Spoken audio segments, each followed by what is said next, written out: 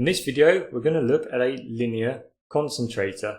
It's a type of solar power station where we use the heat from the sun's rays to generate electricity. Linear concentrators are currently quite popular in terms of megawatt capacity. Linear concentrator thermal power stations are the most common type of solar thermal power station by far.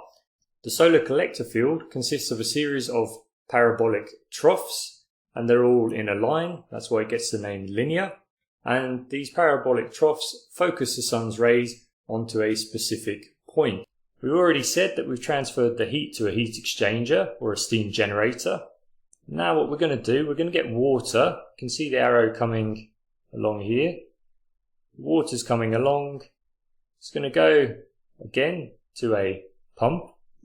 And the water here is cold, or relatively cold. It's going to go in the HP or IP side, which is high pressure or intermediate pressure.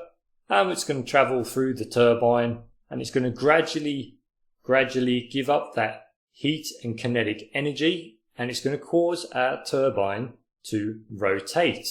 I'll just go inside the turbine house so you can actually get a better look. Okay, so there's the connection. There is our turbine. And then the turbine connects on a common shaft with a generator. Normally, in fact almost always, there will be a gearbox between the turbine and the generator. The purpose of the transformer is to increase the voltage and reduce the current. If we do this, we reduce our losses when we distribute electricity into the grid, and it also enables us to have smaller or thinner diameter electrical cables.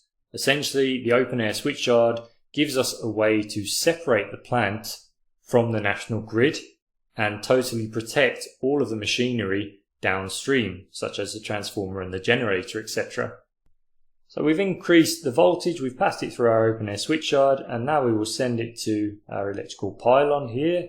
This is a high voltage electrical pylon, and that is going to distribute the electricity to the national grid.